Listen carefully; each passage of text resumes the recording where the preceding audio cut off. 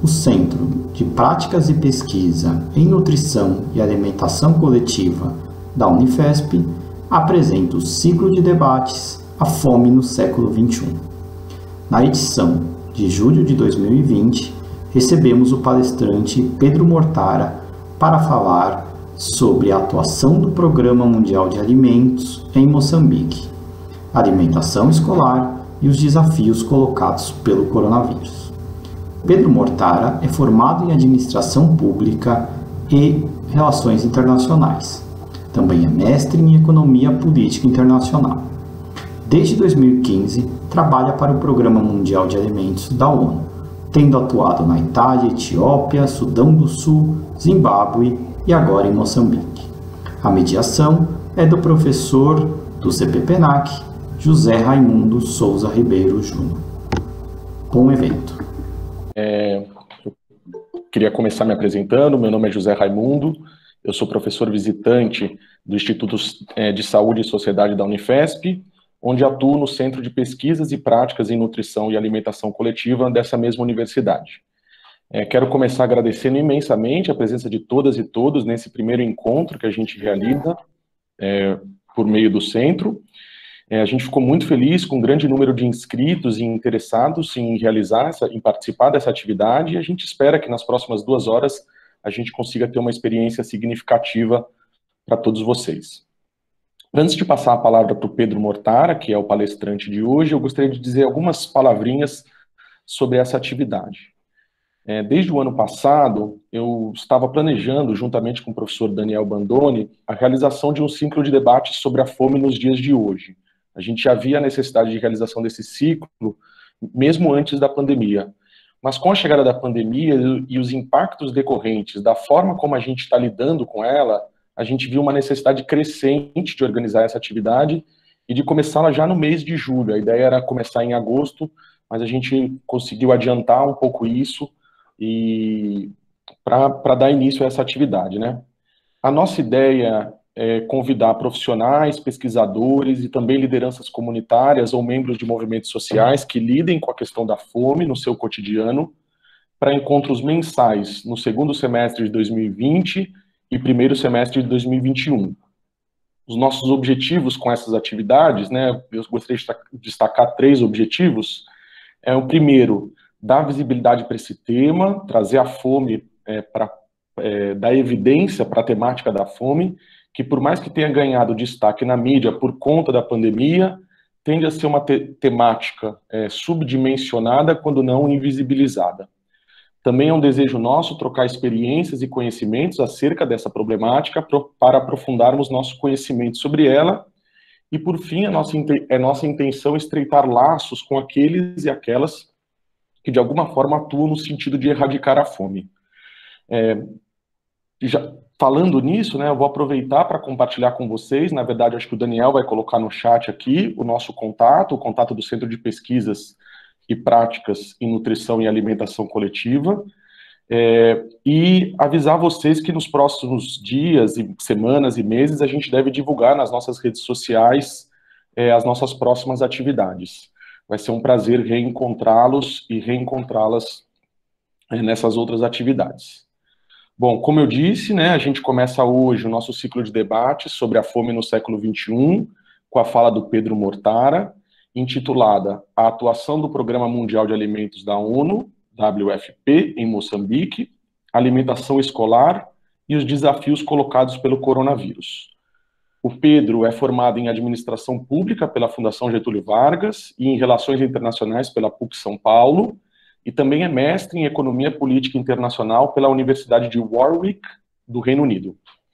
Além disso, o Pedro tem uma experiência profissional bastante significativa, pois desde 2015 trabalha para o Programa Mundial de Alimentos da ONU, a WFP, tendo atuado na Itália, Etiópia, Sudão do Sul, Zimbábue e agora em Moçambique. Eu pensei no nome do Pedro para iniciar o nosso ciclo de debates por já ter tido a oportunidade de ouvi-lo falar sobre esse tema, e tenho certeza de que ele pode contribuir muito com a nossa formação e com as nossas pesquisas e com a nossa atuação profissional. Enquanto conversávamos para acertar os detalhes desse debate, eu comentei com ele o fato de que muitas vezes ainda me pego pensando sobre algumas de suas colocações, pois tendo pesquisado a fome por anos em São Paulo, no Brasil, e mais especificamente em São Paulo, ouvi-lo falar sobre uma realidade muito diferente me colocou algumas questões bastante inquietantes. E eu espero que essas questões apareçam para a gente hoje. Como eu imagino que nem todos aqui tenham tido a oportunidade de ler o último relatório da ONU, na verdade um relatório produzido por várias agências da ONU, pela FAO, a WFP, Unicef, Organização Mundial da Saúde, o relatório sobre o estado da insegurança alimentar e da nutrição no mundo, eu queria trazer aqui apenas 2 dados para a gente ter em mente essa diferença que marca a realidade brasileira e moçambicana, e que eu imagino que apareça com clareza na fala do Pedro, né? De acordo com esse relatório, em 2019, a prevalência de desnutrição crônica em Moçambique atingiu a marca de 32,6% da população, enquanto no Brasil ela permanece abaixo de 2,5%. Já a prevalência de insegurança alimentar moderada e grave em Moçambique é de aproximadamente 68% da população, enquanto no Brasil é de aproximadamente 20,6%. Por fim, ainda nessa introdução, eu queria destacar que, para além da exposição, o Pedro demonstrou desde o início das nossas conversas um interesse muito grande pelo debate que se seguirá à sua apresentação. Assim, a gente pensou em dividir essas nossas 2 horas em 2 momentos. No primeiro, uma apresentação do Pedro, de aproximadamente 40 a 45 minutos. E, em seguida, abriremos espaço para as perguntas dos participantes. Vou confessar para vocês que, para mim, é uma novidade mediar um debate com bastante gente nesse formato visual, então eu vou pedir a paciência e a colaboração de todos nesse momento, e vou pedir para que as pessoas que tenham interesse em fazer perguntas para o Pedro após a sua apresentação, que se inscrevam pelo chat. Como o chat fica mandando mensagem, seria interessante que as pessoas fizessem isso após o término da fala, para não desconcentrar o Pedro no momento que ele está se colocando. E aí a ideia seria a gente dividir essas perguntas em blocos de 3 questões, assim ele pode amarrar as 3 questões e responder, e a gente dá mais espaço para as pessoas se colocarem. Se alguém não se sentir à vontade para fazer a questão oralmente, quiser fazê-la por escrito, aí eu peço também que espere o término da fala do Pedro, e para mandar essa questão por escrito, e eu vou tentar sistematizar aqui essas questões que vierem por escrito, e aí eu faço elas para o Pedro. Bom, em nome do CPPNAC, eu gostaria de agradecer mais uma vez o Pedro pela disposição em conversar com a gente e passar a palavra para ele. Obrigado. Obrigado, Zé. Muito boa tarde a todos. Boa noite para quem está em Moçambique, como eu. Mas é um prazer estar aqui. Eu gostaria de agradecer o convite, agradecer a presença de todos e todas. E acho que eu espero, como o Zé disse, eu espero realmente que o debate venha com muitas perguntas e muita interação para que a gente possa trocar algumas ideias sobre esse tema. Bem, indo direto para a apresentação, a minha ideia é passar um pouco sobre aquilo que é o PMA, o WFP. Eu acredito que é uma organização muito pouco conhecida no Brasil até hoje, e vale falar um pouco do que é o trabalho que nós fazemos, para depois falar um pouco especificamente sobre Moçambique. A realidade de Moçambique também é uma realidade que muitas vezes não é tão conhecida para os brasileiros, e depois falar um pouco especificamente sobre o meu trabalho hoje em dia de alimentação escolar em Moçambique. E, por fim, o impacto do Covid nas nossas atividades e como nós superamos essas dificuldades. Então, sobre o PMA, o PMA é a maior agência humanitária das Nações Unidas, trabalha com o combate à fome e desnutrição, e é muito focada em emergências. Quer dizer, uma agência que nasceu com o seu DNA focado na resposta a emergências, e hoje em dia também trabalha muito com comunidades em aspectos de resiliência e de construção de capacidades nacionais de governos. O PMA, como eu disse, o principal e primeiro foco do PMA é salvar vidas. e a base disso com provendo alimentos para as pessoas, e o trabalho muitas vezes nos lugares mais difíceis do mundo, né? Então nossos grandes escritórios hoje em dia no mundo são Iêmen, Síria, Sudão do Sul, Iraque. Então todos esses são conflitos ativos que demandam um trabalho muito intenso para realmente evitar uma situação de fome. É uma agência muito grande, o PMA hoje em dia emprega mais de 16 mil pessoas e trabalham em diversos escritórios ao redor do mundo. Em qualquer dia, o PMA tem mais de 5.500 caminhões rodando, tem diversos navios e mais de 100 aviões em movimento. É realmente uma agência também muito focada em logística. Dentro das agências da ONU, é a grande responsável por logística globalmente. Então, como eu disse, o PMA é dividido em escritórios ao redor de todo o mundo. São 83 escritórios hoje em dia. Nesse mapa, vocês conseguem ver as diferentes regiões pelas quais nos dividimos.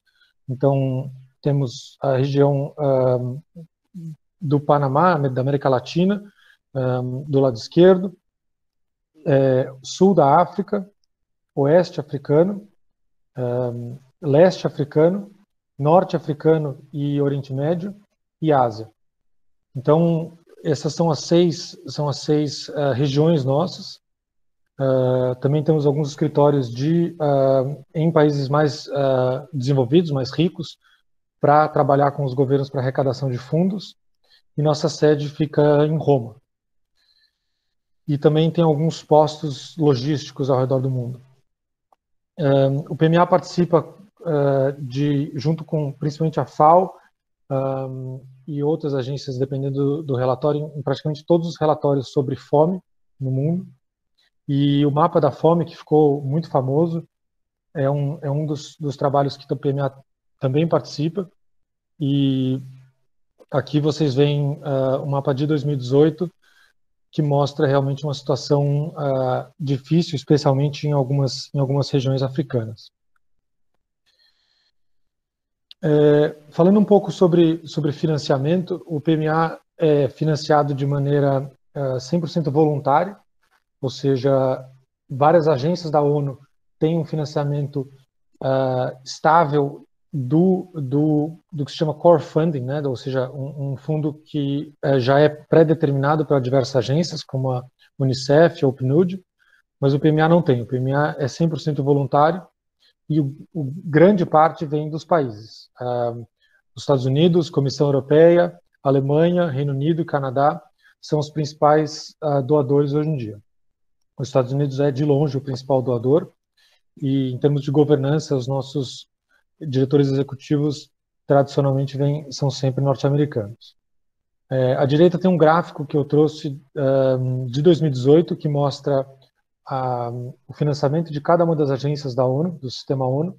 A maior de todas é o DPKO, a agência, o órgão que trabalha com peacekeeping, com as tropas de garantia de paz, que sempre foi um grande orçamento dos sistemas das Nações Unidas. E hoje em dia já a segunda maior agência é o PMA.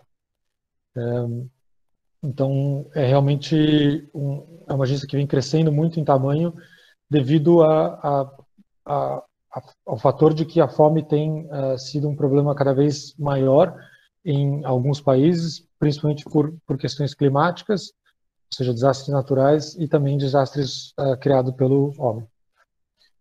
E aqui, só para complementar, vocês veem a terceira bola, UN, é o secretariado, ou seja, a Assembleia Geral, Nova York, tudo que faz parte do secretariado. Unicef, UNDP, a PNUD, a ACNUR, a OMS, a Agência de Migração, FAO e assim por diante. Então, todas elas estão aqui com o seu respectivo orçamento. Bem, agora entrando um pouco mais naquilo que são as atividades chave, as atividades principais do PMA. Como eu disse, o PMA é muito focado em salvar vidas e ele trabalha em muito em lugares onde muitas outras agências e organizações não chegam, ou quando chegam, chegam muito depois. Então, quando ocorre um desastre, quase sempre a primeira agência a chegar é o PMA. Essa foto que vocês veem é de airdrops, ou seja, quando a gente sobrevoa com um avião numa área que é inacessível por terra e a gente derruba para que as nossas equipes de solo possam distribuir isso nas comunidades que mais necessitam. E no caso de óleo, quando a gente distribui óleo de cozinha, ele precisa de um pequeno paraquedas para que não exploda quando atinge o solo. Essa foto é do Sudão do Sul, onde eu trabalhei também.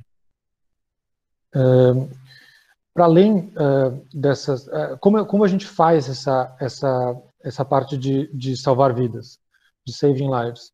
O principal e mais tradicional modo é a distribuição de alimentos. Então, quando não tem alimentos disponíveis naqueles mercados, naqueles locais onde trabalhamos, nos mercados daquelas comunidades, a gente trabalha com algumas ONGs, em parceria com algumas ONGs, que vão fazer principalmente a parte de ponta para a distribuição de cestas básicas de alimentos.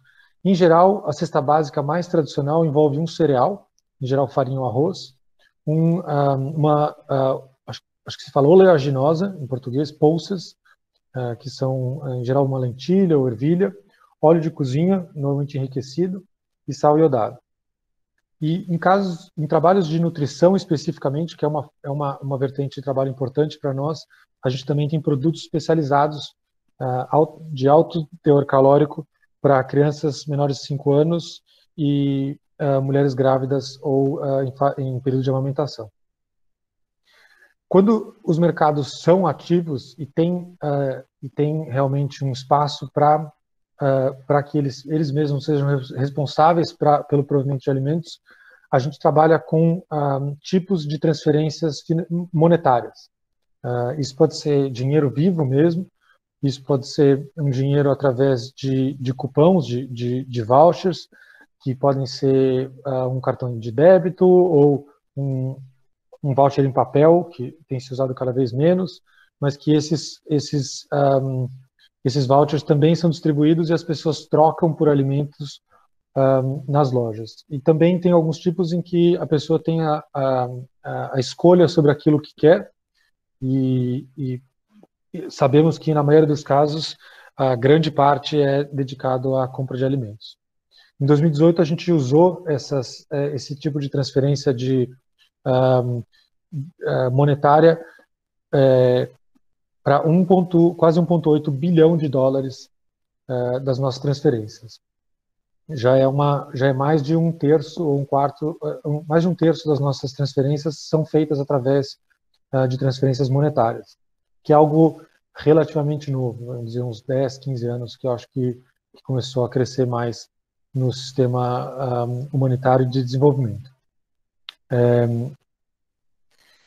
E o trabalho, como eu disse, de combate à desnutrição, então, também nas últimas, vamos dizer, talvez 2 décadas, percebeu-se que a segurança alimentar é muito diferente da nutrição, e estar em uma situação de segurança alimentar não quer dizer 100% dos casos que é uma pessoa também em situação de completa nutrição, porque em muitos casos se vê a desnutrição por falta de micronutrientes, ou seja, populações que são muito acostumadas a comer determinados alimentos que contêm, por exemplo, só carboidratos e não trazem uma série de outros itens que são muito necessários. Por exemplo, ferro, é muito comum falta de ferro ou anemia em crianças e principalmente mulheres jovens.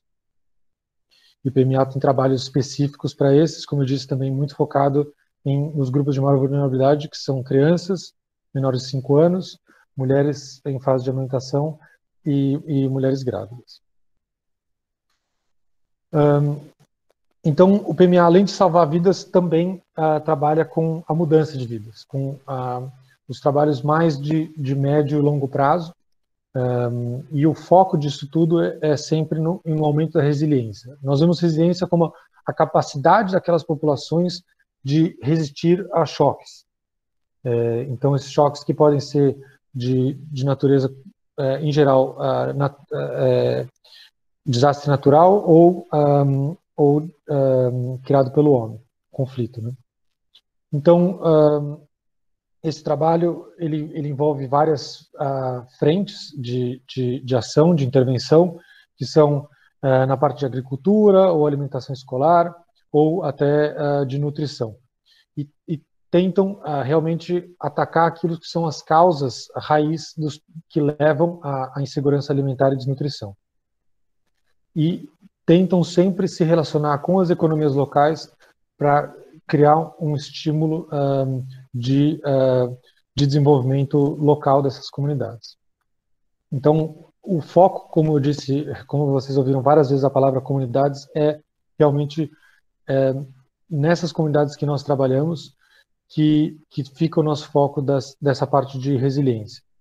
Então, muitas vezes a nossa transferência,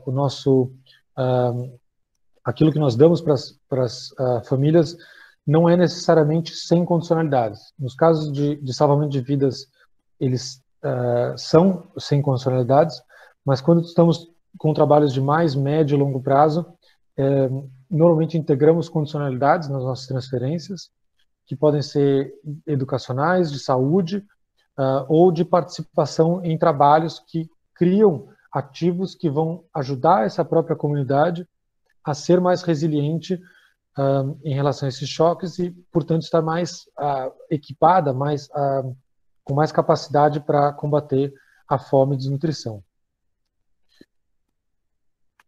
Então, agora, falando mais especificamente sobre realmente a alimentação escolar e como nós do PMA vemos a alimentação escolar.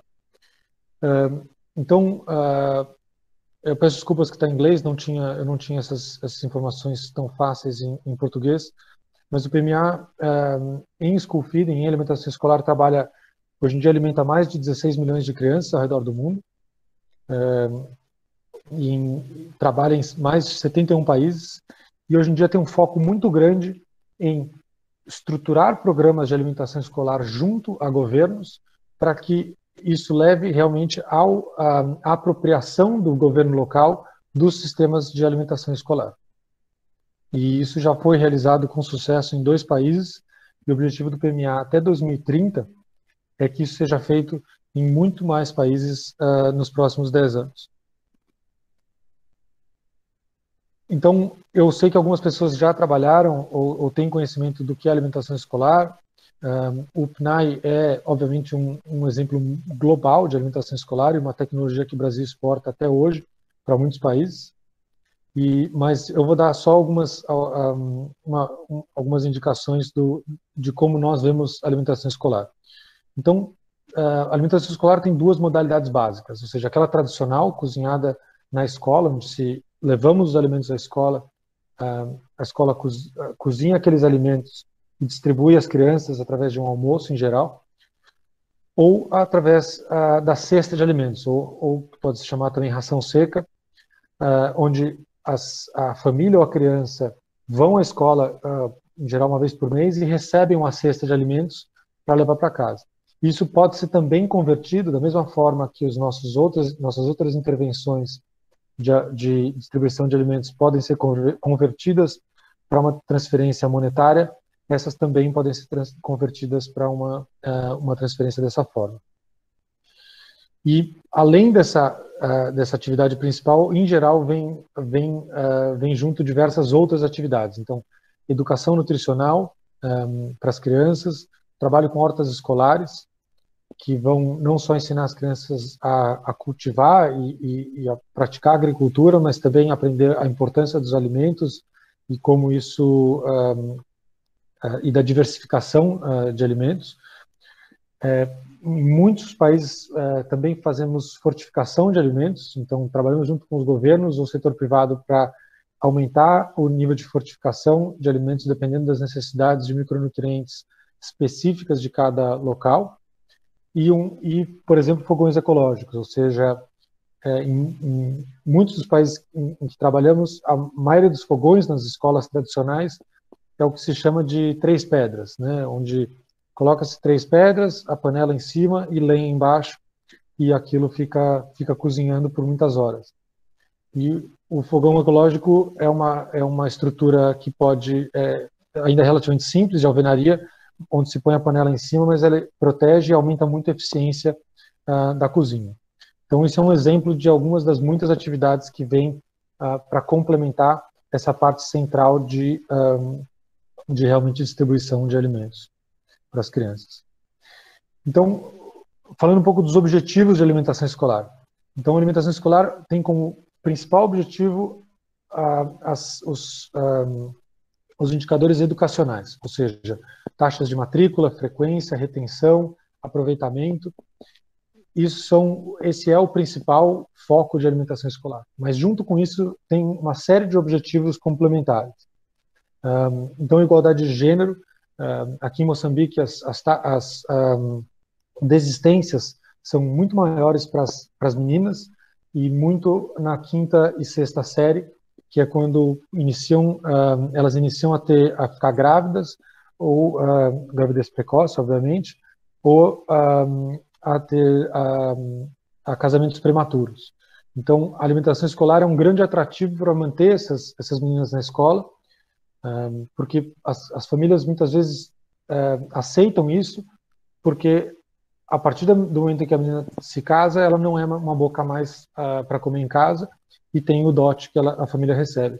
Então, tendo a alimentação escolar, reduz-se muito esse nível de desistência das meninas, por exemplo.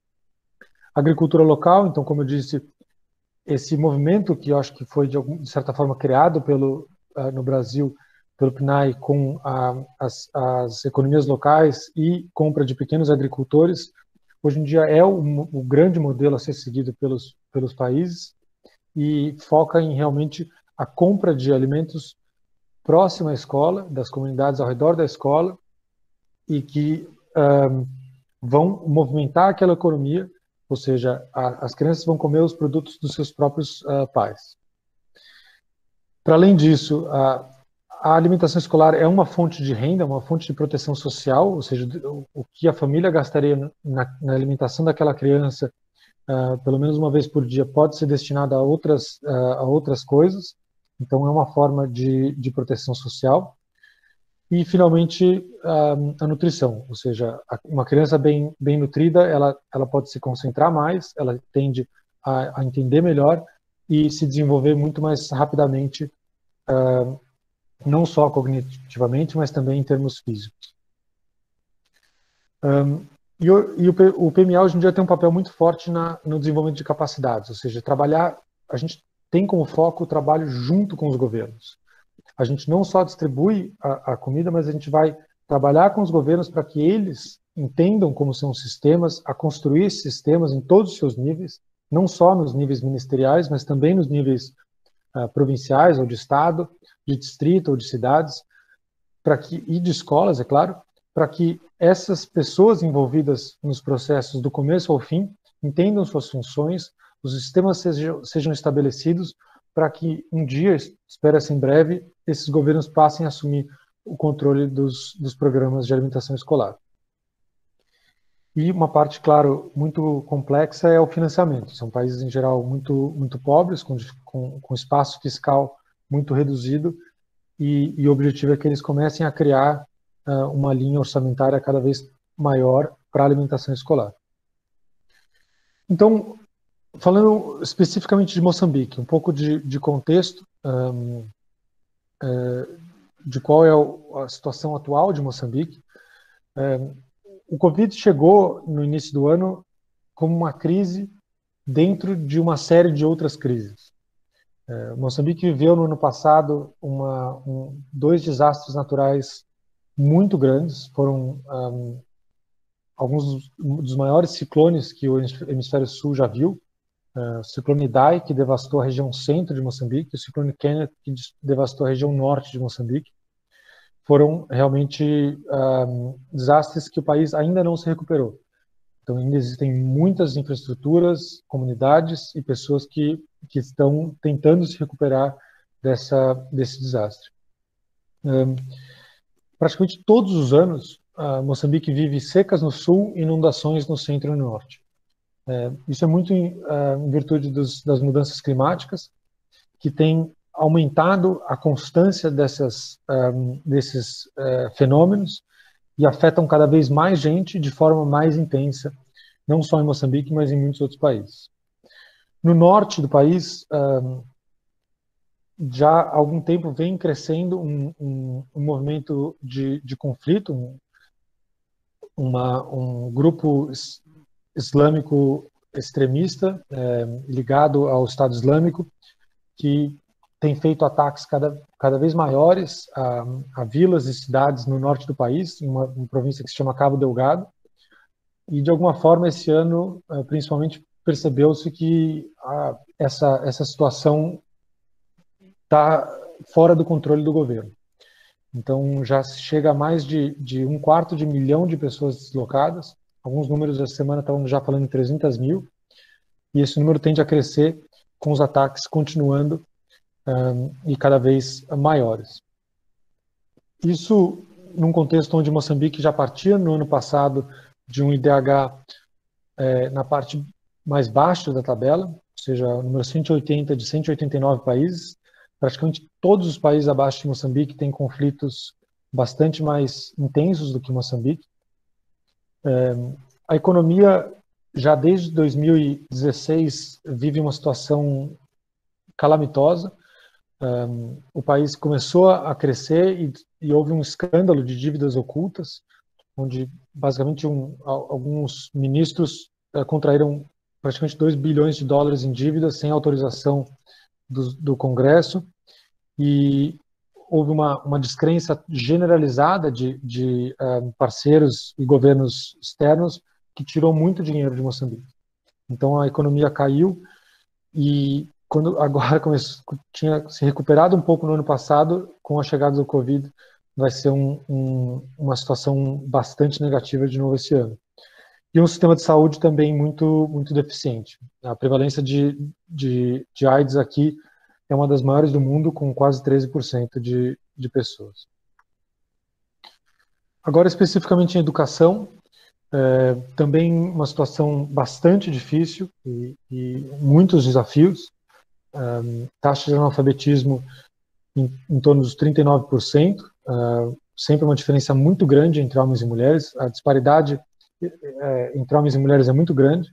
Eu não entrei aqui nos detalhes, mas existem 2 outras disparidades enormes em Moçambique. Uma delas entre rural e urbano, e a outra entre as diferentes regiões do país, ou seja, o sul, onde está Maputo, muito mais desenvolvido do que o norte, onde estão os conflitos. E especificamente do ensino primário, que é o grande foco de alimentação escolar, o número de alunos por professor é de 64, ou seja, na média, a cada 64 alunos você tem um professor, o que leva à situação de o número de classes superlotadas é muito alto. As desistências e reprovação, a soma das duas, a gente chega a mais de 20% no ano passado. E eu coloquei aqui dois dados sobre estudos que foram feitos recentemente, que acho que mostram um pouco em termos da qualidade do ensino. Eu falei um pouco de acesso, eu falei um pouco de estruturas, mas também a qualidade é também muito baixa. Moçambique conseguiu nos últimos anos aumentar muito o percentual de crianças que entram na escola, quase que o número de crianças nos últimos 10 anos acho que mais que dobrou que entra na escola, mas a qualidade ainda deixa muito a desejar. Então, menos de 5% das crianças de terceira classe chegou ao nível de competências exigidas para o nível delas. E dos professores, que também é um problema muito crítico de falta dos professores, os professores faltam muito, diretores de escola também, mas apenas 1% dos professores que domina 80% do currículo da 4ª classe. Eu não estou nem a falar de todas as 8 séries, eles chamam de classe aqui, as 8 séries do ensino primário. Eu estou a falar só até a quarta série, e 60% não sabem fazer uma subtração com 2 dígitos. Em termos de, como eu disse, a abstinência é muito alta de professores e alunos, e os alunos não têm mais de 40% dos dias letivos planejados. E a infraestrutura também é muito precária, ou seja, o número de salas de aula tem um déficit muito grande de salas de aula e da infraestrutura mesmo, ou seja, não tem água na escola, não tem banheiros, não tem uma infraestrutura básica, uma sala de diretor, de professores, tudo isso é muito deficitário. Agora, focando um pouco mais, entrando já na alimentação escolar, em Moçambique existe o Programa Nacional de Alimentação Escolar, o PRONAE. O PRONAE ele foi criado como resultado de cooperação trilateral Sul-Sul, entre Brasil, o PMA e Moçambique, que nos últimos anos, depois de muitas discussões, interações, visitas do Ministério de Educação de Moçambique ao Brasil e uma participação muito ativa do nosso Centro de Excelência contra a Fome em Brasília, chegou-se a esse modelo do PRONAE que existe hoje, com três principais pilares. O primeiro de alimentação escolar, o segundo de educação nutricional e o terceiro de produção escolar, principalmente através de hortas escolares. E esse programa também dá uma importância muito, muito grande às compras locais. O governo moçambicano, historicamente, tem uma resistência muito grande à importação de alimentos. Isso é compreensível, ou seja, a ideia é realmente que os alimentos sejam todos comprados localmente. Em termos de financiamento, o financiamento do PRONAE hoje em dia é feito através da conversão da dívida russa. Então, em resumo, Moçambique devia ao Estado russo muito dinheiro e quando o G20 decidiu que existiria uma ideia de reduzir as dívidas dos países subdesenvolvidos, dos países mais pobres, a Rússia aceitou a conversão de uma parte daquela dívida do Estado moçambicano para o programa de alimentação escolar através do PMA. Então, ficam essas três partes, Rússia, PMA e Moçambique, juntos para o financiamento do PRONAE. A cobertura hoje em dia é de 150 escolas e 130 mil crianças, mais ou menos, e é um percentual ainda muito baixo do total de crianças em escolas primárias em Moçambique.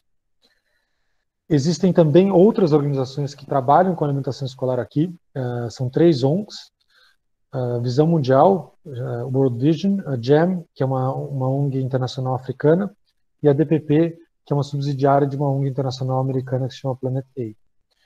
E essas ONGs juntas e o PMA com outras intervenções que não estão dentro do PRONAE, cobrem mais ou menos umas 250 mil crianças. E o PRONAE também tem um foco muito grande em capacidade técnica, ou seja, a ideia do PRONAE é que durante 5 anos haja uma apropriação pelo governo de Moçambique da gestão do PRONAE. Então, esse desenvolvimento de capacidades ele deve acontecer, mas é também um desafio, ou seja, como desenvolver as capacidades a todos os níveis, não só no nível ministerial, como eu disse, mas também na província, distrito e escolas, garantir um financiamento de longo prazo após o fim desse financiamento da conversão da dívida russa, que levaria também a uma possibilidade de aumento da cobertura caso houvesse mais recursos disponíveis, e adaptação a emergências, que eu vou falar um pouco mais adiante, mas entra um pouco naquela questão de diferentes modalidades que eu disse sobre a alimentação escolar. O impacto do Covid inicial foi que no dia 20 de março todas as escolas foram fechadas e todos os programas de alimentação escolar foram suspensos. Houve já, nós trabalhamos com o governo e com a Unicef, OMS e outras agências para tentar capacitar e criar um plano com a liderança do governo de reabertura de escolas, mas esse processo é muito difícil, é muito complicado de se almejar essa reabertura quando uma parte muito pequena das escolas tem, de fato, uma capacidade de criar condições de higiene adequadas. Existem diversos estudos que falam sobre um risco de contaminação através do sistema educacional muito baixo. No entanto, boa parte desses números, desses estudos, foram focados em países desenvolvidos com uma capacidade de infraestrutura muito diferente dos países, de grande parte dos países africanos e com certeza de Moçambique. Então, ainda tem muitas dúvidas e a pressão aqui, como em todos os países, é muito grande dos sindicatos de professores, de pais de alunos e da sociedade civil como um todo para que a reabertura ainda não ocorra. Em termos de modalidades, então o PMA já utilizou aqui recentemente a modalidade de lanches secos, que se chamam em inglês Take Home Rations, THR, e esses lanches secos a gente usou em resposta ao ciclone Idai, por exemplo, em 2019, apoiamos lá mais de 90 mil crianças em 81 escolas.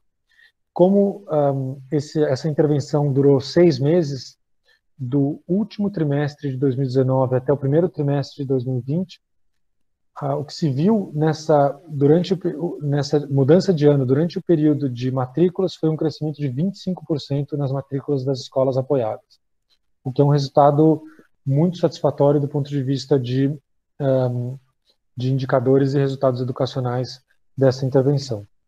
E depois do Covid, nós, não dentro do PRONAI, mas com uma outra intervenção que temos com financiamento canadense, já iniciamos a distribuição de rações secas para famílias de 41 mil crianças. Estamos chegando a mais de 150 mil pessoas no total, em 104 escolas, em uma província no centro do país que se chama Tete. E essa intervenção foi feita através de adaptações ao Covid. Então, antes da distribuição, a gente garantiu a reembalagem dos produtos, dos alimentos por funcionários da escola e pelos varejistas locais que estavam levando os produtos às escolas. A revisão das listas, ou seja, garantir que as listas de matriculados e de pais estava correta e não existia ninguém que não devia estar lá e ninguém que devia estar lá e não estava. E também tivemos uma comunicação massiva com as comunidades para garantir que as crianças não estavam vindo no dia de recolha das cestas para evitar qualquer tipo de risco às crianças. No dia da distribuição, implementamos diversas medidas de higiene e distanciamento social, como vocês podem ver na foto. Quando as famílias chegavam, distribuíamos alguns papeizinhos para que elas voltassem em faixas de horário específicas, assim evitando qualquer tipo de aglomeração no ponto de distribuição. Uma sensibilização das comunidades para o Covid foi feita através de informativos, de placas, como se vê na foto, mas também de flyers e a comunicação através de rádios comunitárias. Que também, esses 3 canais de comunicação também entraram em questões de proteção às crianças, especialmente meninas. Também existem diversos estudos mostrando que períodos prolongados de fechamento de escolas levam a um impacto muito grande às meninas, com um crescimento elevado de casamentos precoces e gravidez prematuras, que são razão muito também do impacto socioeconômico desse tipo de crise. Agora, como que o PRONAI se foi impactado ou se adaptou? Então, acho que no curto prazo, a gente acredita que o PRONAI, que foi criado com todo esse foco no sistema tradicional, deveria também ter uma política, uma metodologia para uma adaptação a períodos de crise, ou seja, uma política já definida e pré-determinada de como seria o sistema de rações secas, em que condições entraria em vigor e como todos os níveis do sistema se organizariam para rapidamente poder responder a uma emergência. E a criação de planos de imediato para que as escolas beneficiadas pelo PRONAI passem a entregar essas rações secas. Então, para chegar lá e seguindo depois disso, acho que existe um trabalho que devemos fazer junto ao governo para a criação desses sistemas de preparação e de resposta a crises. Como eu disse, o financiamento é um desafio e temos que continuar trabalhando para aumento do financiamento da base de financiamento do PRONAI. Uma das coisas que o Brasil ensinou ao mundo todo foi que a existência de uma legislação específica ao sistema de alimentação escolar é fundamental para que se torne uma política de Estado e não uma política de governo. Em Moçambique ainda não tem uma legislação aprovada sobre isso e nós temos trabalhado com o governo incentivando e fazendo advocacia para que isso seja levado adiante. A coordenação intersetorial é algo muito complexo de se fazer e que, claro, não só no nível nacional, novamente, mas em todos os seus níveis, e que exige um trabalho muito grande de coordenação e de secretariado para que isso ocorra de forma mais eficiente e eficaz, e também o aumento da cobertura. Como eu disse, 150 escolas é muito aquém daquilo que seria o desejado para um país com tantas necessidades como Moçambique. E agora, voltando um pouco no sentido mais amplo, para finalizar, o PMA monitora o impacto do Covid nos programas de alimentação escolar ao redor do mundo. Esse mapa está online e atualizado constantemente pela nossa sede em Roma. E aqui vocês veem um pouco dos diferentes impactos, do impacto em diferentes países, do fechamento de escolas. Aqueles com bolinhas são onde o PMA tem operações, e temos em operações que são apoiadas pelo PMA, temos mais de 12 milhões de crianças afetadas. Então, do meu lado, era isso que eu gostaria de trazer para vocês.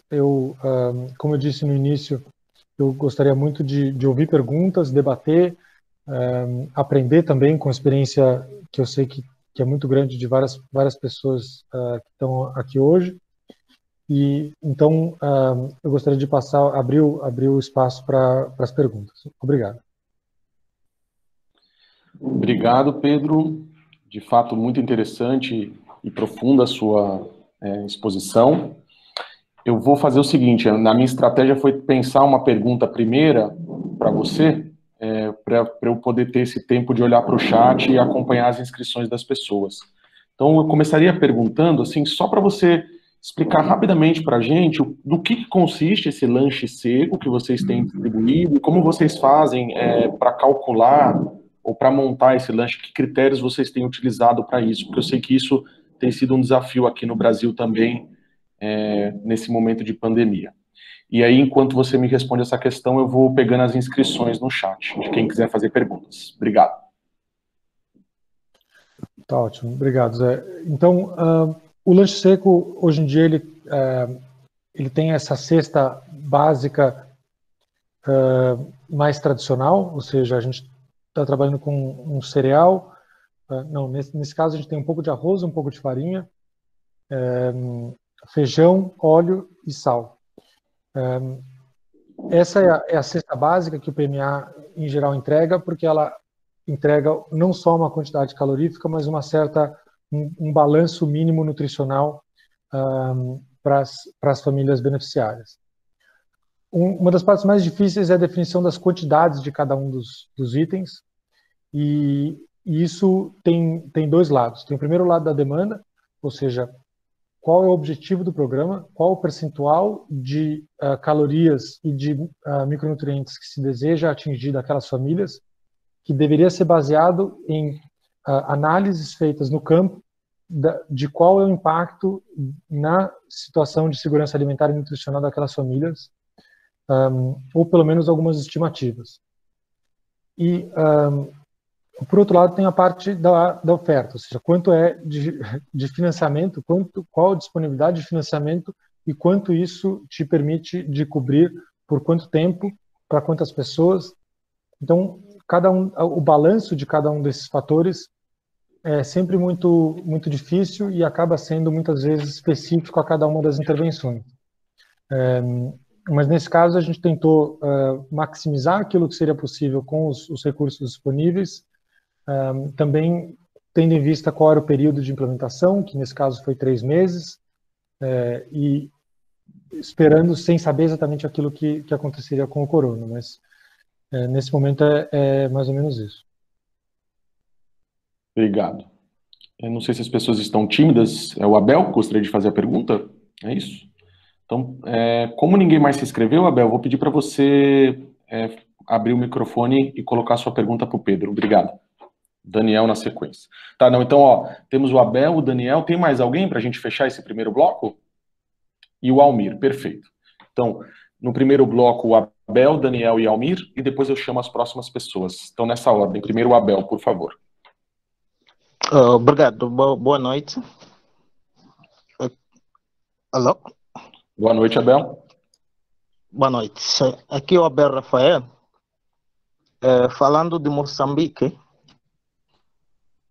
a pergunta que coloco é, como o Pedro, primeiro agradecer também a sua apresentação, foi ótima, né? Espelha realmente a realidade de Moçambique.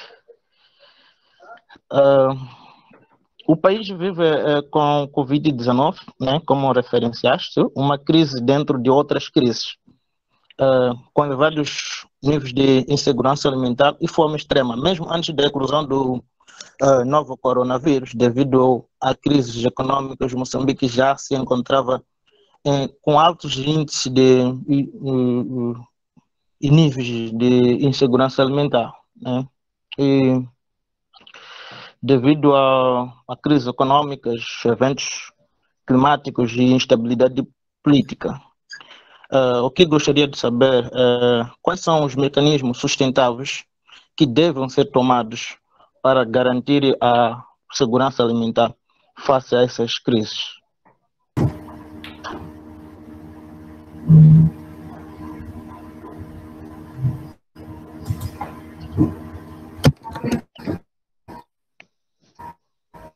Daniel?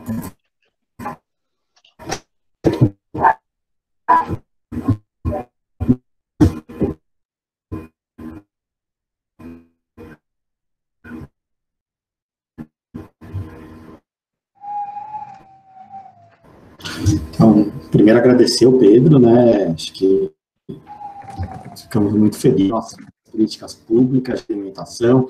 O Brasil tem aí grande tradição, né? E o PNAE é uma das nossas políticas mais antigas e mais abrangentes. Eu queria, na verdade, que o Pedro comentasse um pouco mais do impacto da Covid, não só no momento atual, mas também no futuro, né, Pedro? Aqui no Brasil, obviamente com um contexto muito diferente que vocês vivem em Moçambique, mas a gente vê aí um aumento da pobreza, né, do desemprego e, sobretudo, a gente vê aí o crescimento da insegurança alimentar e da fome no nosso contexto, né? Então, não só durante esse período, né, que a pandemia já se arrasta há um longo tempo, né, ainda sem grande evolução nos nossos indicadores epidemiológicos relacionados à Covid, né, muito pelo contrário, a gente tem visto até um agravamento, uma aceleração no número de casos, atingindo regiões que inicialmente tinham tido poucos casos, mas o pós-pandemia também é algo que nos preocupa bastante dentro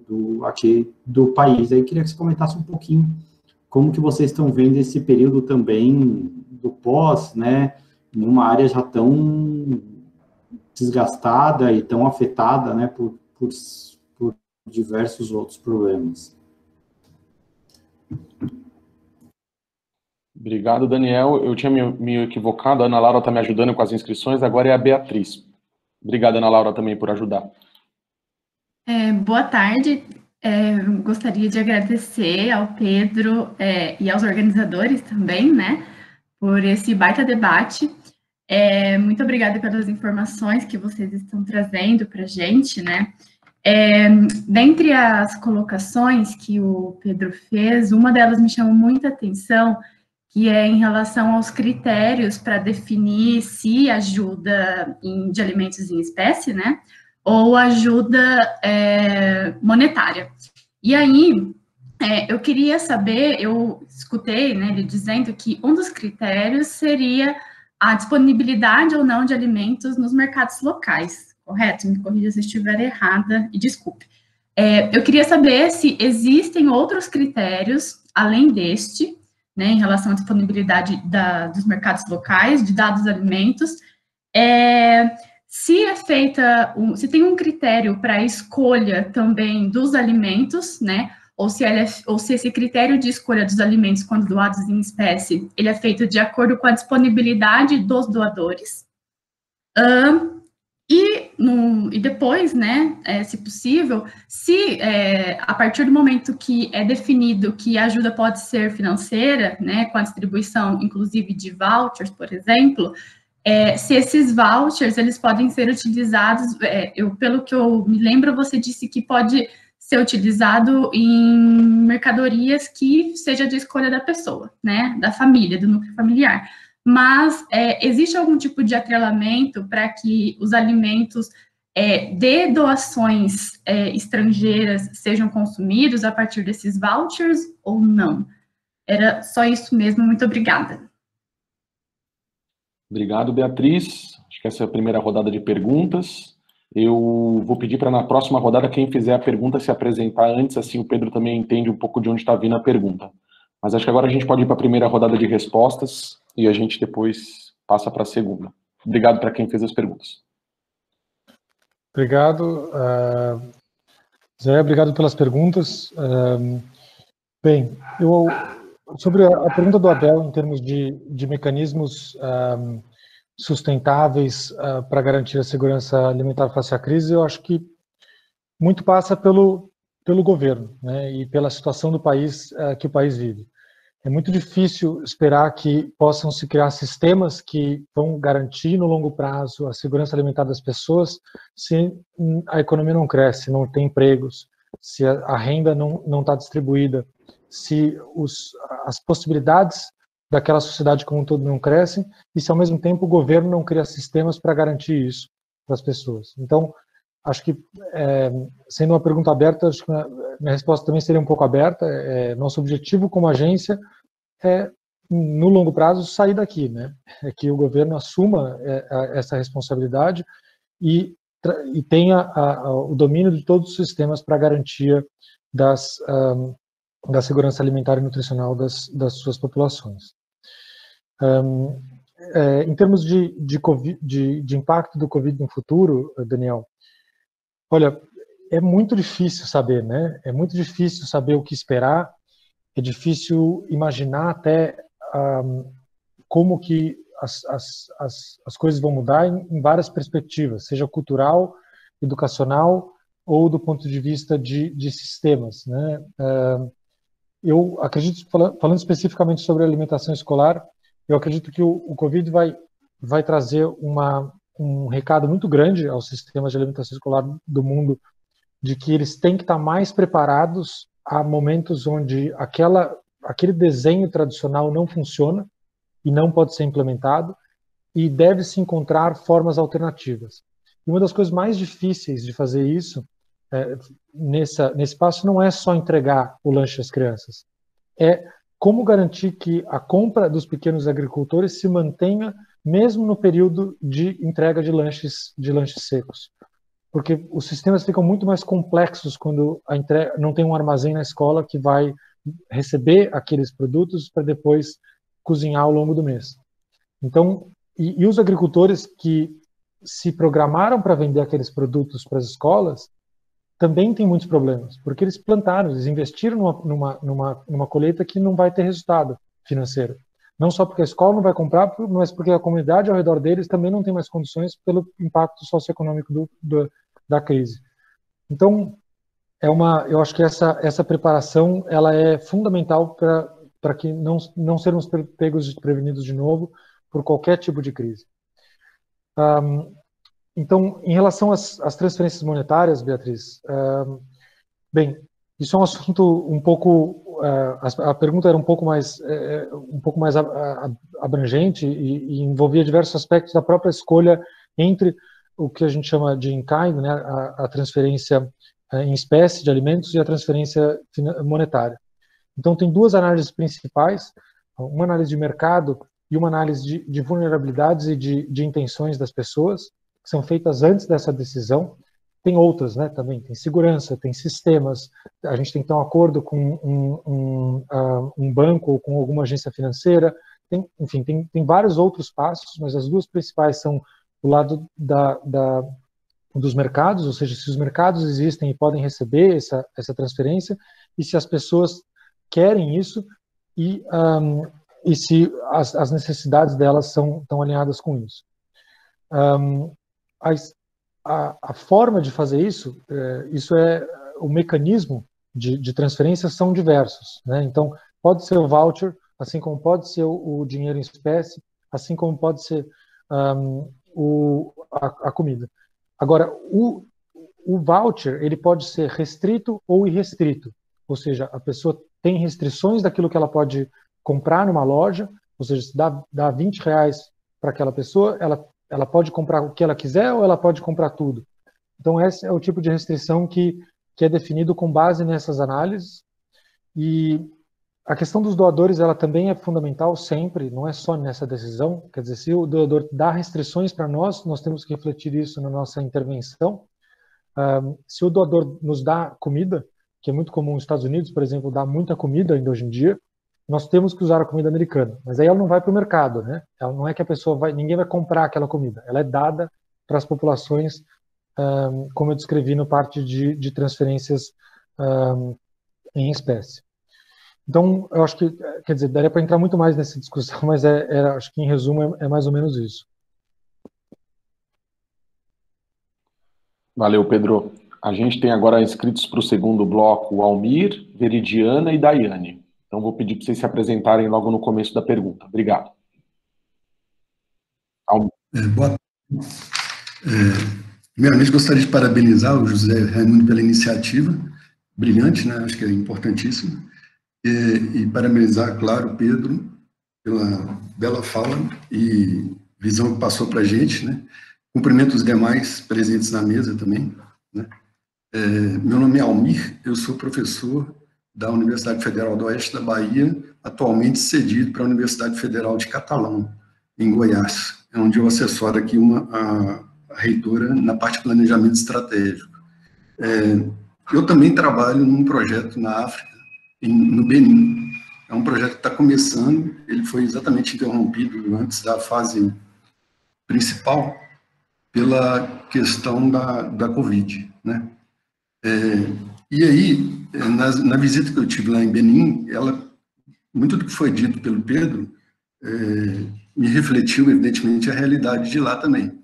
E eu sou agrônomo de formação e trabalho bastante com agricultura familiar, já tem desde 2001. Né? A gente trabalha nessa área de apoio à infraestrutura à agricultura familiar aqui no Brasil. E quando eu fui lá em Benin, uma das coisas que me chamou muita atenção, e eu gostaria de saber de você, Pedro, se há a cultura do mutirão no país, porque isso lá em Benin foi uma coisa bem legal.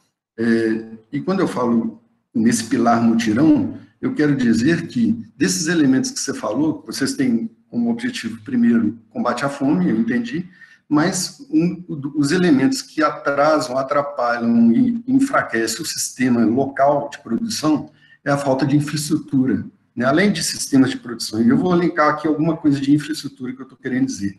Por exemplo, a parte de banco de sementes, né? Eu não encontrei nesses países o conceito de banco de sementes. O banco de sementes empodera, por exemplo, as mulheres, que elas passam a ser gestoras do processo. Né? Então, elas têm uma presença e um papel muito legal. Outra coisa que o mutirão ajudaria na questão da infraestrutura, e que eu vi muito carente, é a questão do armazenamento de alimento. Né? E quando eu falo armazenamento, que eu não estou falando de comprar ferro, comprar cimento, não, eu estou falando de bioconstruções, de construções de empoderamento local, onde os elementos da infraestrutura estariam presentes no local, na realidade deles. Eu vi muito pouco aproveitamento disso na África, onde eu estive, né? E dando só esses dois exemplos, que são pilares, porque se você não tem a infraestrutura de armazenamento na propriedade, ou na escola, ou nos dois, você fica à mercê da venda, de uma venda equivocada, né? De uma venda que favorece apenas ao atravessador. E você não tem a manutenção do alimento no decorrer do ano. Você tem o risco da safra, né? E aí, evidentemente, você enfraquece. A pessoa produz e entrega para o atravessador. A economia local não fica preservada e ele não tem a própria oferta. Ele vende e passa fome. É mais ou menos isso que eu vi lá. Então, o cara produz, entrega de mão beijada para o atravessador e começa a passar fome, porque ele não tem essa estrutura, né? E, é claro, vocês, o PMA, compram, mas poderiam estar comprando se ele tivesse essa infraestrutura prévia, que ainda não existe, né? Então, de certa forma, o que eu estou querendo dizer eu acho que um dos pilares que tem que ser colocado nessa balança é a capacidade de construir, né, esse empoderamento local, usando essas ferramentas, esses pontos chaves, vamos dizer assim, porque a matéria-prima está lá, a semente está lá, ela não está sendo gerenciada, né? Eu não vou nem entrar em sistema de produção aqui, manejo, coisas desse tipo, né, que tem coisas fantásticas para serem feitas, e é inclusive o que a gente está pretendendo implementar lá no Benin. E aí, dito isso, né, eu queria só te perguntar, que se você tem conhecimento de algum projeto, de alguma iniciativa, dentro da sua experiência, né, que possa ser um pilar para criar esses elementos de retaguarda e aí tornar esses produtores rurais mais favorecidos, a escola melhor abastecida e a economia local e a própria nutrição local muito mais bem estruturada. E eu acho que não é muito difícil construir isso, não. A pergunta foi nesse sentido. Muito obrigado. Obrigado, Almir. Agora é o Lídio. Boa tarde a todos. Eu posso ficar para o próximo bloco, Raimundo, se for o caso. Não, por favor, a Ana Laura já reorganizou aqui. Obrigado, Lídio. Tudo bem, obrigado, gente. Parabéns, Pedro, excelente apresentação, é uma situação realmente dramática, é fácil ver as dificuldades para o combate aí à insegurança alimentar, entre outras, né?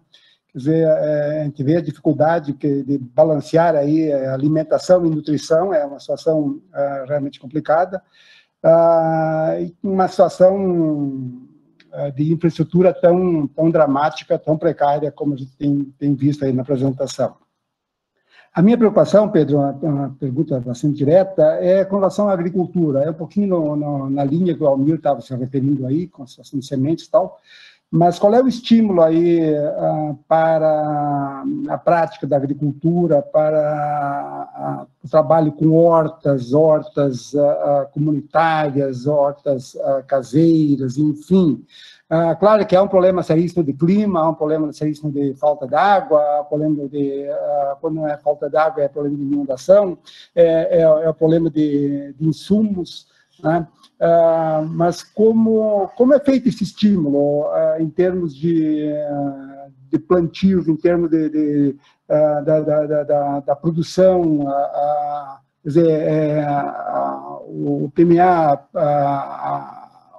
auxilia com insumos, ou, quer dizer, essa aí seria uma forma de criar mais independência no povo, nas famílias, né, e cultivar a sua própria hortaliça, além de algumas coisas mais perenes, caso de mandioca e por aí vai, né, quer dizer, como é que é feito isso?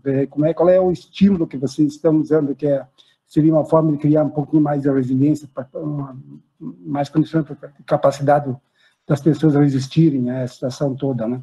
E também criar uma educação que é muito importante, a parte da agricultura, com o envolvimento das crianças, não apenas na escola, mas no âmbito no seio da própria família. Obrigado. Obrigado, Lídio. Agora a Veridiana.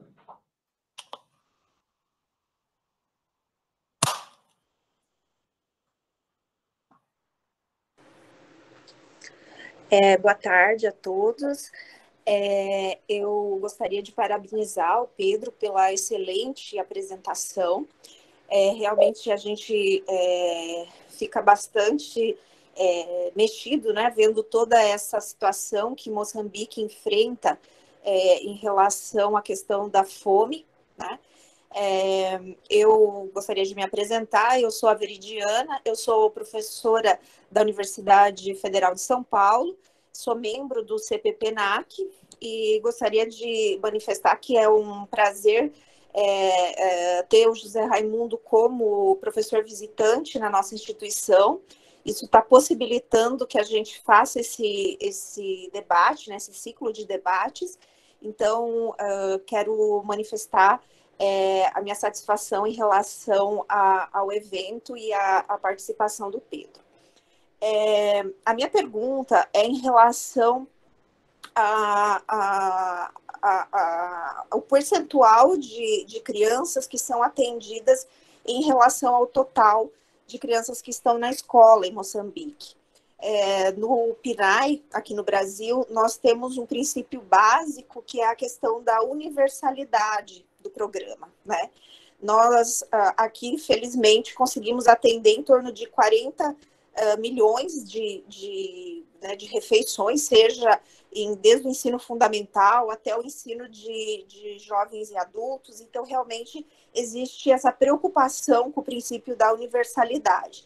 E você falou, Pedro, em relação ao número de escolas e que o PMA e outras ONGs conseguem alcançar 200 mil crianças. Eu queria ter uma ideia de qual que é o percentual disso, né? O quanto que vocês estão conseguindo atender em relação ao total de crianças matriculadas na escola em Moçambique. Obrigada. Obrigado, Veridiana. Agradeço as palavras. Prazer fazer parte do centro com vocês. Eu vou sugerir agora, vou passar a palavra para o Pedro, a gente já tem outros 2 blocos, né, de inscritos, ou seja, mais 6 pessoas para falar, e o Abel quer mandar uma questão por escrito. Eu vou sugerir da gente parar por aqui, e se a gente tiver tempo, como a gente tem ainda 40 minutos, eu imagino que a gente não tenha muito tempo depois disso. Aí, se a gente tiver tempo, a gente reabre as inscrições, tá bem? Então, passo a palavra ao Pedro. Obrigado pelas perguntas, obrigado, Zé. Então, em relação à parte de agricultura, a gente tem alguns trabalhos muito específicos com pequenos agricultores familiares, que é o grande foco do nosso trabalho de empoderamento de comunidades locais. Esse trabalho, ele tenta apoiar os agricultores de diversas formas. Uma delas é através de cooperativas, ou seja, colocando agricultores juntos em uma cooperativa, para que eles possam disseminar treinamentos, fazer agregação de produtos, que é muito difícil quando você tem muitos pequenos agricultores que não conseguem acessar mercados com uma quantidade pequena de mercadorias, aumentar a qualidade, portanto, da sua produção também, e a distribuição e uso coletivo de alguns insumos. É muito importante lembrar que Moçambique tem, se não me engano, 80% da população ainda rural, e quase toda essa população rural é de pequenos agricultores. E com uma produtividade muito, muito baixa por espaço de terra, e técnicas ainda absolutamente manuais. São poucas partes de Moçambique que já usam tração animal, e boa parte ainda conta com o trabalho manual da terra. Então, claro, as sementes não são as ideais, não existem sistemas de irrigação, praticamente toda a agricultura aqui é dependente de água de chuva. Então, tudo isso são fatores, junto com as mudanças climáticas, que levam a uma produtividade do agricultor muito baixa.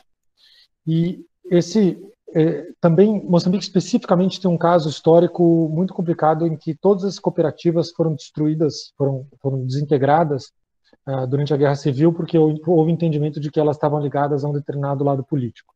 Então, isso complicou ainda mais a reestruturação desses sistemas de agricultura, e o apoio ao empoderamento local ele torna-se muito mais difícil. Nós temos alguns trabalhos, não só com os pequenos agricultores, mas hoje em dia eu vou dar um exemplo específico, que é o trabalho com microseguros ligados ao clima. Eu não sei a tradução exata disso, mas em português seria algo como microseguros ligados ao clima, onde a gente trabalha com os agricultores e com o setor privado para que eles tenham uma asseguração diante de impactos climáticos, seja por excesso ou baixa de chuvas, por exemplo. Ou seja, a chuva passou de um determinado nível, entra um gatilho onde todos os agricultores em determinada região vão receber com base em informações de satélite, por exemplo. Então, isso é um tipo de trabalho que nós fazemos, e muito ligado a isso tem um trabalho também, como eu disse, de construções de ativos que vão proteger as comunidades contra choques. Isso também muitas vezes se aplica a ativos que vão tornar eles mais resilientes, ou seja, treinamentos de agricultura, de técnicas de agricultura, a disseminação de insumos e apoio também nesse sentido de treinamentos e cooperativas. Então, isso em geral vem em alguns tipos de pacotes que nós trabalhamos com os agricultores. Em muitos casos trabalhamos junto com a FAO. A FAO tem um trabalho de longo prazo muito extensivo, é o grande foco da FAO, e nós trabalhamos sempre junto com eles. Então isso inclui agregação, venda fora de época, a diminuição de assimetrias de informação através de informações de clima e de preços de mercado, acesso a mercados, ou seja, a questões logísticas. Aqui em Moçambique, como um país muito grande, é muito difícil, é muito caro para o agricultor levar ao mercado. Então tudo isso são áreas que nós trabalhamos. E claro que também, através da alimentação escolar, tentamos trabalhar as hortas escolares e o conhecimento de agricultura desde a base, né? Então, eu acho que essas são algumas considerações que eu queria fazer em relação às perguntas do Almir e do Lídio, que eu acho que estavam bastante ligadas, e eu tentei responder de forma conjunta. Em relação à universalidade, a possibilidade de universalização do PNAE, ela é muito em virtude da quantidade de recursos desembolsados pela União para o PNAE. São bilhões de reais que são desembolsados todos os anos para isso. E o Estado moçambicano definitivamente não tem essa capacidade. Então, só para dar uma ideia em termos de financiamento, o Estado moçambicano hoje em dia só cobre os salários do setor de educação. Todos os outros gastos do setor de educação são cobertos por doadores internacionais. Banco Mundial, Alemanha, Canadá, Estados Unidos, Inglaterra, Reino Unido, desculpa. Então, o Estado moçambicano não tem capacidade fiscal para chegar à universalidade nesse momento. Espera-se que daqui a alguns anos tenha e chegue lá, mas a universalidade é um objetivo, mas não é uma realidade. E o trabalho é nesse sentido.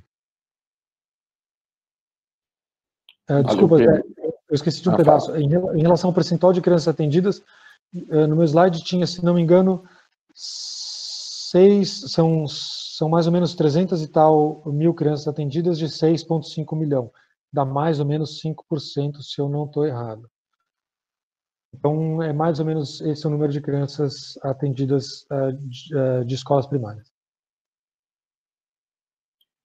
Valeu, Pedro. A gente vai passar agora para o terceiro bloco, que estão inscritas a Daiane, a Lívia e a Jennifer. Começando com a Daiane.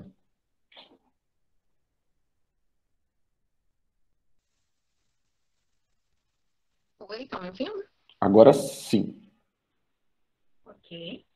Meu nome é Daiane, eu sou estudante de nutrição da UFRJ e adorei assim, a apresentação.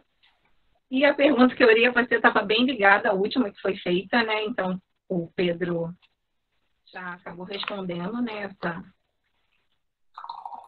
papel, né? Então, eu queria saber, assim, só aprofundar um pouquinho, Pedro, se você pode falar, sobre o papel desses doadores no enfrentamento da fome, né? Você falou desses doadores internacionais, dentre eles tinha a Missão Mundial. Eu até trabalhei um tempo na Missão Mundial.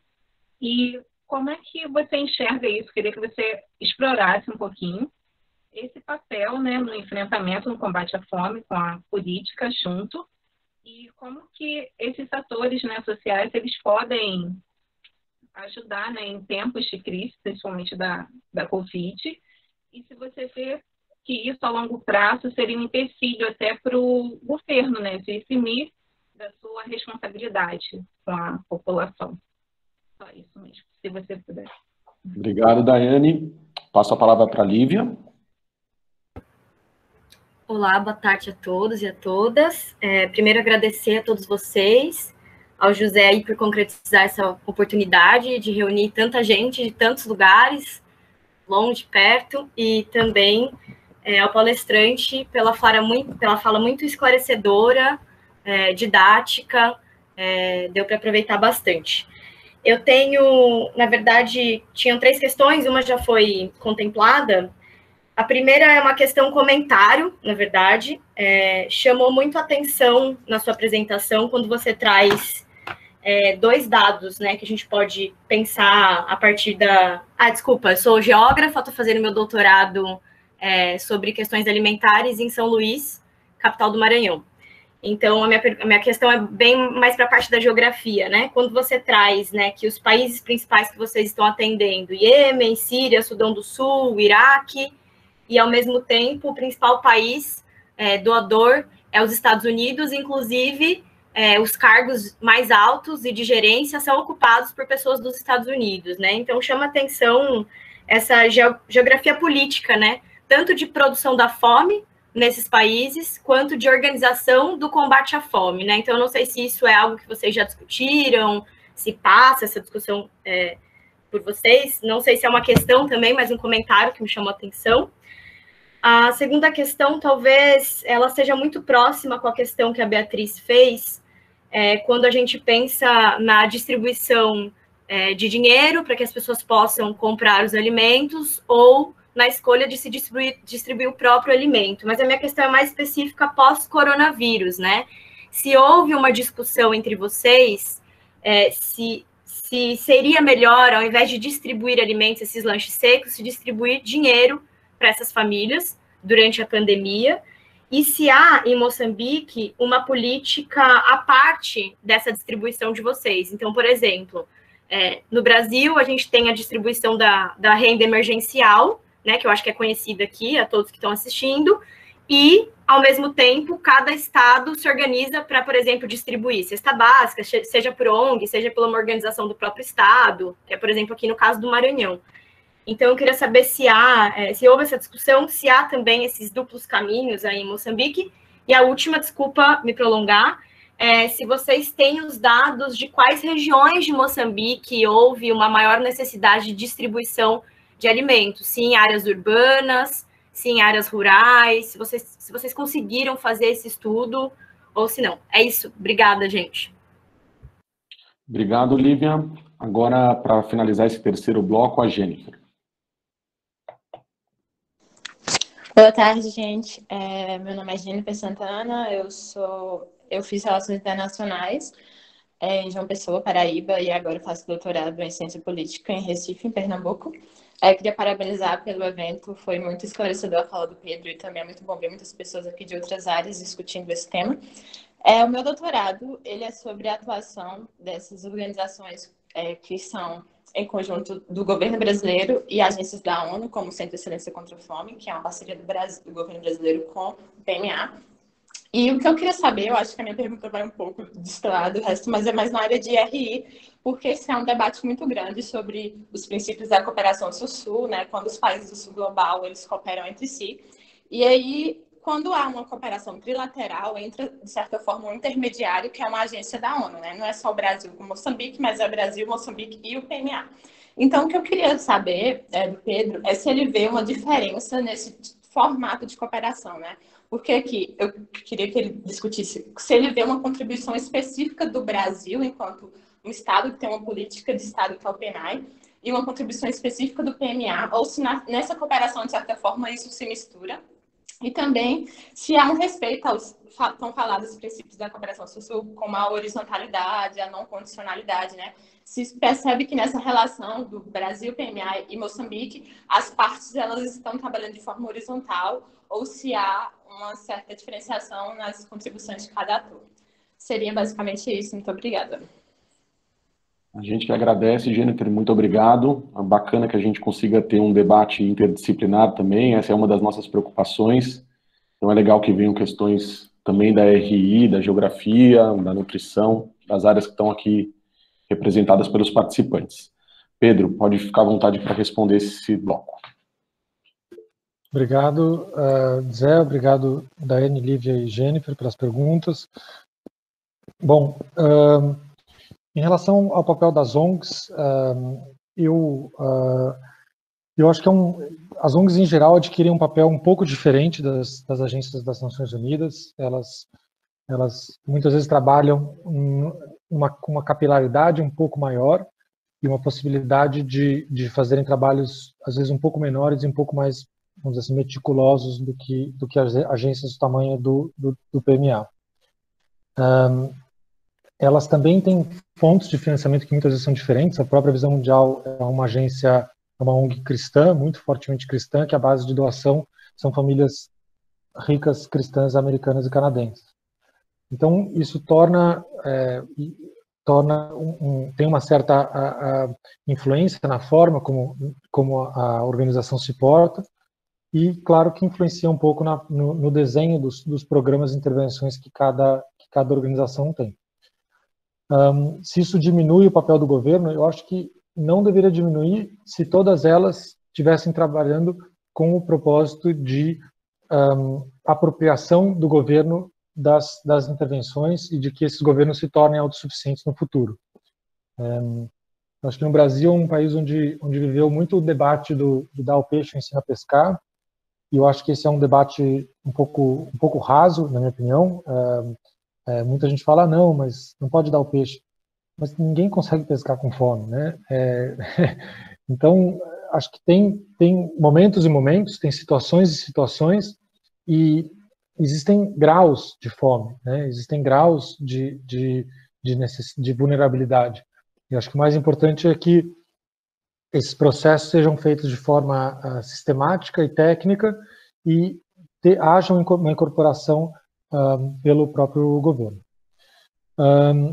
Então, em relação às 3 perguntas da Lívia, a geopolítica da fome é uma discussão difícil e acho que mereceria quase um webinar à parte, né? Mas o PMA foi criado durante a Guerra Fria, no momento em que os Estados Unidos criou as políticas de subsídio norte-americanas para os agricultores, para aumentar o preço dos produtos locais, eles tinham que tirar o produto de lá. E uma das formas de aliar essas compras que a USDA fazia no mercado interno com a política internacional e o soft power deles foi a cooperação internacional e a doação em espécie para países subdesenvolvidos que naquele momento estavam iniciando, em alguns casos, processos de descolonização. Então, não dá para falar que não tem geopolítica da fome. Eu acho que só que envolve muitas opiniões e muitas das guerras, esses próprios países são alguns dos principais atores dessas guerras. O Iêmen é muito escancarado isso, né, com a Arábia Saudita, Irã, disputando com os seus parceiros uma região específica, mas nós somos uma agência humanitária, e uma agência humanitária tem princípios muito claros que não são transponíveis, né? Então, imparcialidade, humanidade, são princípios que não nos autorizam a ser influenciados por ninguém de fora, nem escolher quem é o beneficiário, nem tomar lados. Nós vamos apoiar quem precisa, independente das razões pelo qual aquele conflito ou aquele desastre se iniciou, independente de se alguém é mau ou se alguém não é mau. Nosso objetivo é apoiar as pessoas em situação de vulnerabilidade. Em relação à sua descrição do que ocorre no Brasil, com a renda emergencial, mais as distribuições de cestas, eu acho que o que você quer dizer é que, na verdade, são sistemas diferentes de proteção social, né? Os R$600, a renda emergencial, é uma expansão que se chama tecnicamente de expansão horizontal do sistema de proteção social, onde se traz mais gente para dentro do sistema e essas pessoas vão passar a receber algum tipo de apoio. Isso foi feito na maioria dos países também desenvolvidos. Estados Unidos fez isso, Reino Unido, França, e também muitas vezes teve apoio vertical, ou seja, aumenta-se a transferência de renda para aquelas pessoas que já fazem parte dos sistemas de proteção social. A alimentação escolar é um dos componentes dos sistemas de proteção social e o fato de que você tem a renda emergencial junto com as cestas básicas, ela pode ser alguma coisa vista como benéfica, mas ela também pode ser vista pelo lado de que há um aproveitamento duplo de algumas famílias quando outras não estão recebendo nada. Então, eu diria que eu não sei se tem famílias que estão recebendo os dois ao mesmo tempo ou não, mas o fato é que é muito importante olhar o targeting, a focalização de cada um dos programas, como foi definido os critérios de entrada de cada uma das famílias em cada um desses dois programas, e identificar se o objetivo era que elas apoiassem as mesmas famílias ou não, e para ver se esses objetivos foram atingidos. Então, eu não sei dizer exatamente sobre essa situação no Brasil. Aqui não tem. Aqui a gente tem uma tentativa de expansão horizontal, que o PMA também participa junto com o Unicef e o governo, de famílias em situação de vulnerabilidade, principalmente em áreas urbanas. Então, você perguntou regiões que foram mais afetadas.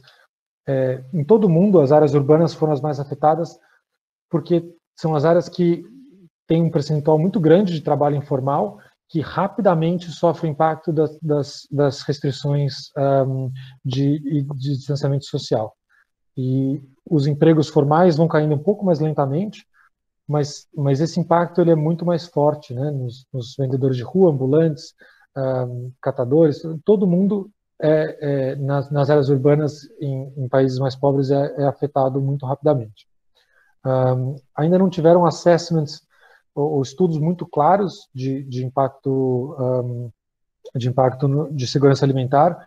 O IPC, acho que alguns de vocês já devem ter ouvido falar, Integrated Phase Classification, isso é um tipo de classificação usado internacionalmente, aceito internacionalmente para definir qual o nível de vulnerabilidade de segurança alimentar e nutricional. E o IPC divulgou na semana passada, eu acho, o primeiro estudo pós-Covid aqui de Moçambique, só de Maputo, onde a situação é bastante complicada. Em relação à pergunta da Jennifer de cooperação trilateral Sul-Sul, bem, eu acho que a cooperação trilateral ela se iniciou porque ela tinha um propósito. Existia, no meu entendimento, e eu posso ter alguma ignorância, não sou especialista no assunto, existe uma dificuldade grande dos governos conseguirem identificar e facilitar o espaço de contribuição entre eles mesmos, e muitas vezes a entrada de um terceiro agente para facilitar esse processo tornou ele muito mais efetivo em muitos casos. Não precisa ser uma agência da ONU, pode ser um terceiro governo, pode ser uma agência de um outro assunto, pode ser uma organização não governamental. O tipo de parceiro que faz a coordenação não é necessariamente definido. No caso da organização que eu trabalho, quando fazemos trilateral, é claro que nós somos a terceira agência, e eu acho que, em muitos casos, se mostrou um papel fundamental para viabilizar isso. Eu duvido que Moçambique, hoje em dia, teria a condição de se organizar para ir atrás do Brasil, e sabemos muito bem que a situação do Brasil não é de abertura à cooperação, no momento. Então, acho que o nosso governo atual não está muito aberto à cooperação. A Agência Brasileira de Cooperação teve o orçamento reduzido muito e o pessoal. Então, eu não consigo imaginar nesse momento como poderia estar ocorrendo a cooperação bilateral entre países como Moçambique e Brasil. Em relação à horizontalidade, eu acho que eu não sei responder exatamente essa pergunta de horizontalidade. Eu acho que em qualquer cooperação a expectativa é que tem um lado que está passando algum tipo de conhecimento, que entende mais para o outro, e no caso o Brasil entende muito mais e está numa situação muito mais privilegiada do que Moçambique. O PNAE é um programa exemplo mundial de alimentação escolar. Então, eu posso te perguntar de volta, será que é horizontal, com o Brasil tendo uma situação muito mais privilegiada em relação ao Moçambique? Mas tem uma troca, não sei exatamente se existiu uma troca, mas eu acho que é importante manter a tentativa de uma relação par, ou seja, Moçambique ser visto como um par em relação ao Brasil, e que o Brasil possa passar aquilo que já aprendeu da sua trajetória para Moçambique, mas eu não acredito que a entrada de uma terceira de um terceiro elemento poderia afetar uma situação que já não tem um balanço natural perfeito. Essa seria a minha opinião, mas, como eu disse, eu não sou um especialista do tema.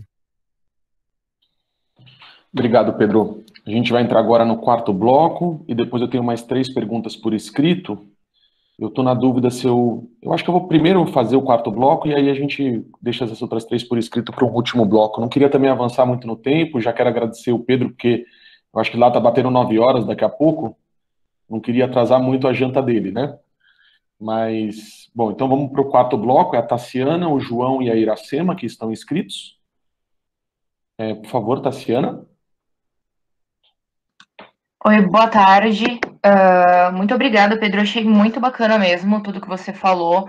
Acho que traz uma realidade que, se a gente pensar no início do desenvolvimento da própria agricultura no Brasil, em algumas regiões, a gente passa por essa situação, lógico, não comparada a Moçambique, mas toda essa relação de como se desenvolveu até um pouco da agricultura para chegar no que o Brasil chegou hoje, né?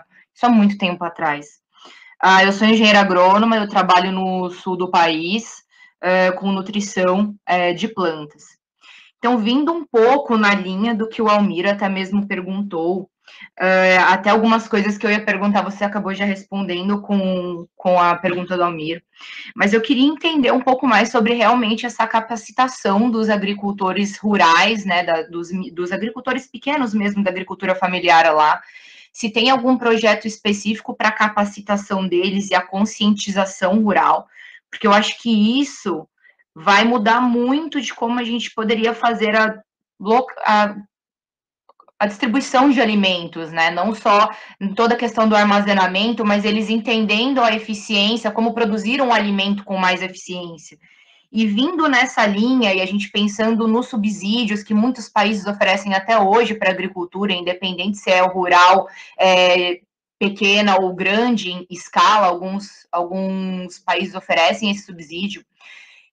A gente tem alguma possibilidade de oferecer, dentro de Moçambique, o governo oferecer algum subsídio para esses agricultores familiares, ou algumas grandes corporações ou grandes empresariados, ou não sei, algum país que possa oferecer algum tipo de subsídio e não só esse microseguro, assegurando que a agricultura lá tenha um custo menor de produção?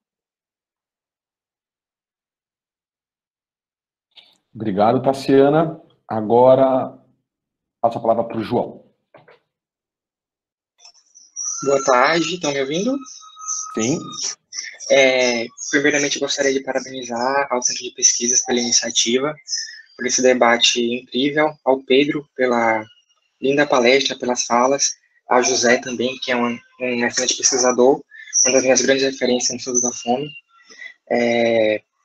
Não vou me prolongar muito, eu sou João Rigor, sou pós-graduado em Antropologia, mestrando do Programa em Alimentos, Nutrição e Saúde aqui da Universidade Federal da Bahia, e sou pesquisador do Núcleo de Estudos e Pesquisas, Alimentação e Cultura, daqui da própria Universidade da UFBA. Eu sou pesquisador da fome, numa perspectiva mais fenomenológica, antropológica, dos aspectos subjetivos, e a minha pergunta ela vai mais voltada a este quesito. No primeiro bloco, a Beatriz falou um pouco sobre a distribuição de alimentos e a minha pergunta ela foi, em partes, respondida, mas eu gostaria de perguntar se o PMA, nessas cestas alimentares, nessa distribuição de alimentos, o Pedro falou que eles têm uma cesta que é basicamente comum, que é para prevenir a desnutrição e que são feitas a cesta é feita por doações de países, órgãos gerais. A minha pergunta é, nessas cestas, eu gostaria de saber se são levadas em conta as culturas e especificidades alimentares de cada local, tanto em regiões, tanto nos países, ou se o PMA ele faz uma cesta comum para todos os países, regiões, porque eu acho que, pelo que ficou entendido, pelo que eu entendi, o PMA está mais preocupado em sanar as dificuldades, as necessidades nutricionais desses indivíduos. Eu gostaria de saber se é levado em conta esses aspectos objetivos das culturas alimentares de cada região. Se esses aspectos subjetivos eles são levados em conta na formulação dessas cestas e na implementação dessa distribuição de alimentos. Muito obrigado. Obrigado, João. A última pergunta do bloco é da Iracema.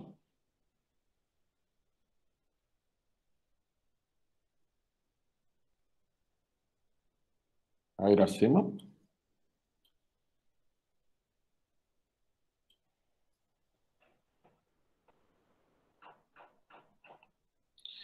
Como a Iracema não está respondendo, e a gente tem mais 13 minutos, eu vou fazer as perguntas que estão por escrito. Pedro, fica à vontade para responder o que der, o que não der a gente entende, né? Você já se dispôs a falar aqui com a gente bastante tempo, e aí para você amarrar isso como o seu último bloco, tá? O Abel, de Moçambique, colocou mais uma pergunta, na verdade ele colocou duas. Ele pergunta se a alimentação escolar em tempos de pandemia, como mantê-la?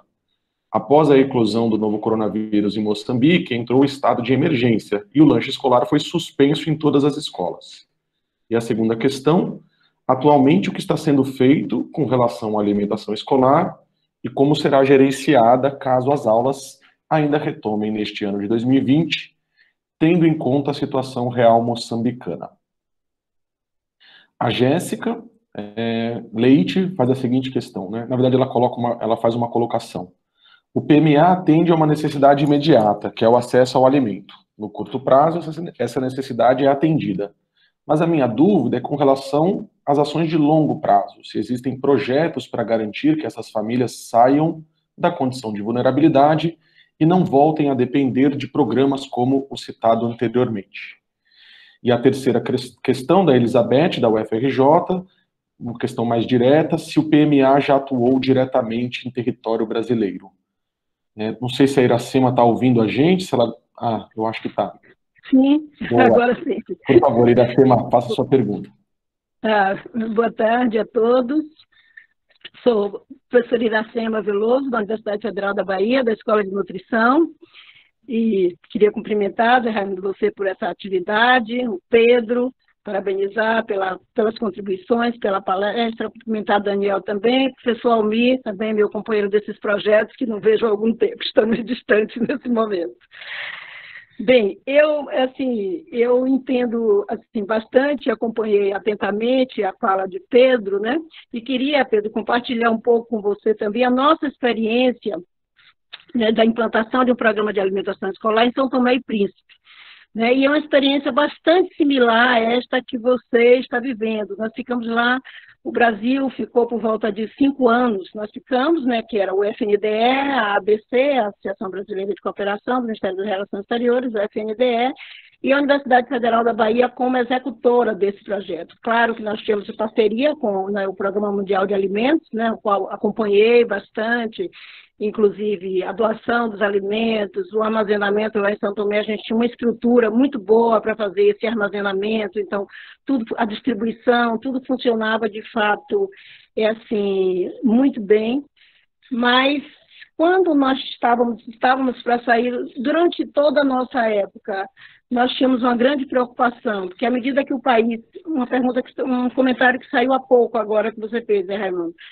Quando o país já estava melhorando esses índices, ele perde a contribuição do PMA, né? Então, nós estávamos nessa época vivendo isso, preparando o país para que ele assumisse. E aí, uma das grandes conquistas do projeto foi, de fato, a legislação. O país criou o PNASE, que era o Programa Nacional de Alimentação e Saúde do Escolar.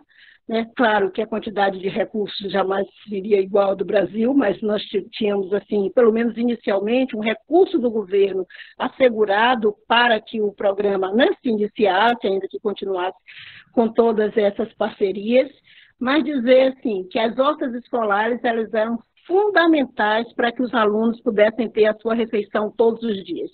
Né? Porque, para além dos alimentos que a gente recebe, arroz, feijão, inclusive porque em São Tomé, e especialmente naquela época, arroz e feijão era alguma coisa que os meninos só comiam e só conheciam na escola. Então, eles chamavam o prato de pintado. Então, na pesquisa nossa, qual é o seu prato preferido? Pintado. E a gente inicialmente não sabíamos o que era o pintado, era arroz com feijão. Né? Então, os meninos amavam essa questão do arroz e feijão, mas as hortas escolares eram quem complementavam, né? Aí tinha os técnicos brasileiros que auxiliaram muito nas hortas, então todas as nossas escolas, no primeiro ano do projeto nós tomávamos conta, tínhamos 4 escolas sobre a nossa responsabilidade, no segundo ano do projeto nós dobramos para 8 escolas, né? Tínhamos cerca de 2.000 estudantes, e Pedro falou também sobre os fogões ecológicos, que para a gente foi uma grande conquista também, inclusive foi o pessoal do PMA na época que tinha me apresentado esses fogões, e nós adquirimos, porque assim, não somente pela questão de melhorar a questão do tempo da preparação dos alimentos, mas a condição de trabalho das cantineiras era o pior possível, porque a quantidade de fumaça, né, que aquele fogão com lenha produzia, as paredes eram todas pretas, elas tinham que ter um pano cobrindo o rosto para conseguir mexer a panela e depois saíam, porque elas não tinham condição de ficar. Então, essa condição com o fogão ecológico, nós mudamos completamente, né, radicalmente, aí o projeto nosso, né, nós reformamos as escolas, compramos todos os materiais, enfim, foi uma experiência bastante, assim, positiva, mas eu diria que tanto a questão da legislação como a capacitação também das cantineiras, que aí elas já levavam aquele conhecimento para os seus vizinhos, eles levavam as sementes também, já plantavam, então, assim, foi uma experiência bastante positiva, e também não posso deixar de falar também de uma professora de Brasília que fez parte também do nosso projeto, que ela implantou lá o teatro de bonecos, e nós trabalhamos na educação nutricional nas escolas com teatro de bonecos. Então foi uma experiência assim bastante rica, e se encerrou em 2013, foi em 2013 que nós encerramos o projeto, já tínhamos uns 5 anos de projeto, mas assim, dizer que, né, parabenizar Pedro por estar à frente dessa luta aí em Moçambique, e dizer que esses trabalhos assim, vêm sempre, contribuem, né, porque o Programa de Alimentação Escolar do Brasil, né, ele é levado para os outros países, especialmente a sua legislação, né, muito específica, mas dizer do esforço de todos que trabalham à frente desses projetos, e parabenizar vocês todos pela atividade e a todos que estão participando por essa bela discussão. Muito obrigada. Muito obrigado, Iracema, pela sua fala. Eu passo a palavra para o Pedro. Primeiramente, obrigado, Iracema, pelas palavras e por compartilhar a sua experiência. Acho que o caso São Tomé e Príncipe também eu já conversei um pouco com colegas nossos de lá, e é uma situação também desafiadora. Bem, em relação às perguntas da Tassiana, desculpe se eu não peguei os nomes perfeitamente, mas acho que a primeira pergunta foi da Tassiana, em termos de capacitação dos agricultores. A gente faz um trabalho que envolve diversos componentes com os agricultores. Então, envolve capacitação de diversas formas, ou seja, em técnicas agrícolas, em uso de sementes, em uso de insumos de diferentes tipos, agregação, venda mercado entre safra, ou seja, tem uma série de componentes que incluem esse trabalho com pequenos agricultores. Não é a minha especialidade também, eu tenho uma colega que se dedica exclusivamente a isso, mas eu tenho certeza que daria para encontrar alguma coisa online especificamente sobre quais seriam os componentes desse tipo de capacitação. Em relação aos subsídios, não, aqui não tem possibilidade, acho que nenhuma de subsídios, é uma realidade muito distante de subsídios, que em geral ocorrem em países com muito mais capacidade fiscal, né? É muito caro para um Estado fornecer subsídios para os agricultores. É muito mais barato tentar fazer o trabalho de base para aumentar a produtividade e capacidade dos agricultores, para que eles possam produzir mais e mais barato e se tornarem mais competitivos. Em relação à pergunta do João das cestas básicas e cultura e especificidades, então sim, a gente tem, isso é um dos componentes importantes para nós. É claro que o custo e viabilidade das cestas também é um componente importante, ou seja, a gente aqui em Moçambique distribui arroz ou farinha e feijão ou ervilha. no Oriente Médio, a oleaginosa quase sempre é chickpeas, grão de bico. Então, porque a cultura lá é muito mais focada no grão de bico do que é no feijão ou na ervilha. Na Ásia não pode ter outro cereal que não seja arroz, tem que ser arroz. E aqui a farinha de milho é a mais utilizada. Boa parte da África hoje em dia consome muito milho, farinha de milho. Tem um tipo de comida que aqui chama shima, e cada país tem o seu nome, que é basicamente a farinha de milho transformada num tipo de polenta, assim. Então, o consumo de milho, a partir se não me engano, da década de 50, 60, se tornou enorme aqui na África, e o milho também é um tipo de agricultura que sofre muito com as mudanças climáticas e com o crescimento de temperaturas. Então, esse processo de alteração das culturas é um processo que vai ocorrer quase que necessariamente no continente africano como um todo, e muito em Moçambique, que vai ser um dos países mais afetados do mundo com as mudanças climáticas. Em relação à pergunta do Abel sobre alimentação escolar, o que está sendo feito hoje, então, eu cheguei a mencionar sobre a distribuição de cestas na província de Tete, onde trabalhamos com 104 escolas e estamos apoiando essas famílias das crianças durante esse período de crise. E se as aulas reabrirem, o objetivo é que as cantinas também reabram. Deve haver procedimentos específicos para a reabertura, para não evitar que se torne um vetor de contaminação, mas o objetivo é que as cantinas reabram até para atrair os alunos de volta.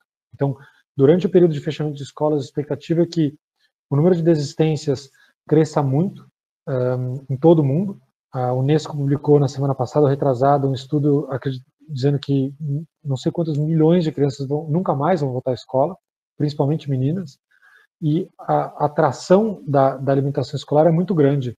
Então, a ideia é que o que se chama Back to School Campaign, né, uma campanha de volta à escola, de volta às aulas, e um dos grandes chamativos seria a própria alimentação escolar, junto com livros, com trabalhos de cobertura de conteúdo perdido e tudo mais. Então, em relação à pergunta da Jéssica, das ações de longo prazo, eu acho que eu tentei falar um pouco na minha apresentação sobre como não só nós temos a parte de distribuição, mas também a parte de trabalho com as comunidades para aumento da resiliência e capacidade delas de se protegerem contra crises e se protegerem contra a fome. E acho que esse é o grande futuro. Por um lado, o trabalho da base, né, o de baixo para cima, e por outro lado, o trabalho do topo, do governo. Ou seja, nosso trabalho de capacitação do governo para que ele também crie os sistemas de apoio às pessoas em situação de vulnerabilidade. Então, eu acho que o longo prazo, para mim, é isso. Nós, sim, participamos e fazemos muito isso, mas, como eu disse antes, é muito ingênuo acreditar que se cancelar todos os programas humanitários e de assistência direta, distribuição de alimentos ou dinheiro, e só ensinar as pessoas a agricultura ou a educação, isso vai resolver, né? As pessoas, uma criança com fome não presta atenção na aula. Então, o mesmo motivo pelo qual temos alimentação escolar, eu acredito que é muito similar aos motivos pelos quais deveríamos continuar a ter os programas de distribuição de alimentos ou monetária. E eu acho que a última pergunta foi sobre a atuação do PMA no Brasil. Olha, já me perguntaram isso e eu não me lembro exatamente se o PMA chegou a ter distribuição de comida no Brasil, nos primórdios, na década de, não sei, 60, 70, ou não. Eu acho muito difícil que a ditadura tenha aceito organismos internacionais de trabalhar aí, mas não sei exatamente. Eu sei que o Centro de Excelência foi aberto só no século XXI, não sei quantos anos faz, mas foi não faz tanto tempo, e veio como no momento em que o Brasil já tinha saído do mapa da fome, já tinha, em teoria, acabado com a fome no Brasil, e vinha para exportar tecnologias de assistência alimentar para o resto do mundo. E a principal delas acabou sendo o PNAE, né, e através do FNDE, que inclusive o diretor do Centro de Excelência é um ex-presidente do FNDE na época Lula. Então, essa é de onde a origem, de onde isso saiu, e acho que o centro vem expandindo um pouco a área de atuação, mas continua bastante focado nessa tecnologia de alimentação escolar e cooperação trilateral Sul-Sul. Eu acho que foi tudo. Consegui? Eu acho que foi ótimo, Pedro. Passei 2 minutos. Não, tá maravilhoso. Na verdade, a gente está preocupado com o seu tempo, antes de tudo. Então, vou fazer aqui um breve encerramento. Primeiro, agradecendo o Pedro pela exposição e o debate, a disponibilidade. Para quem não sabe, foi muito fácil contactar o Pedro, e ele demonstrou interesse em falar com a gente desde o começo. Demonstrou interesse também, assim, pela experiência que vem do Brasil e que aparece nas perguntas. Também quero agradecer todo mundo que participou e fez fizeram não só boas perguntas, mas também relatos interessantes, que isso sirva para a gente ir estreitando laços e aprofundando nosso conhecimento, porque, de fato, o contexto atual é muito difícil, a gente está começando a enfrentar um processo que, do meu ponto de vista, ainda vai durar bastante tempo, ele não vai ficar restrito ao período da pandemia, e, nesse sentido, as trocas e as conversas são muito importantes para a gente não cair em soluções fáceis ou mesmo invisibilizar o problema como se ele não existisse. Obrigado demais, Pedro. A gente está esperando a sua visita no Brasil de novo. Quando você estiver por aqui, nos avise para a gente fazer atividades presenciais. Elas vão voltar a acontecer um dia e seria ótimo ter você presencialmente com a turma, ou com as turmas, ou com quem quer que seja. Eu acho que é isso. Vou passar para você falar suas últimas palavras para a gente encerrar. Obrigado, Zé. Obrigado a todos e todas pela presença. Eu acho que para mim foi um prazer falar com vocês, compartilhar um pouco da minha experiência e de uma realidade que eu sei que é distante do Brasil. O Brasil, eu digo para alguns amigos, ele fica um pouco no limbo, onde ele não é nem um doador e nem um receptor de boa parte da cooperação internacional. E esse mundo de cooperação internacional acaba muitas vezes ficando um pouco distante, um pouco teórico para os brasileiros. Eu acho que eu tentei trazer coisas que para mim são de dia a dia e discutir com vocês. Eu gostei muito de ouvir as experiências e também as contribuições que foram dadas. E estou à disposição, espero que eu consiga voltar para o Brasil em breve, conhecer minha sobrinha e ver minha família, que já tem um tempo, mas quando eu voltar a gente combina mais um. Obrigado. Obrigado. E a todos os participantes, a gente pede para vocês ficarem de olhos, a gente divulgou o nosso e-mail e redes sociais, os nossos próximos eventos a gente vai manter a divulgação por eles. Tá bom, gente? Obrigado.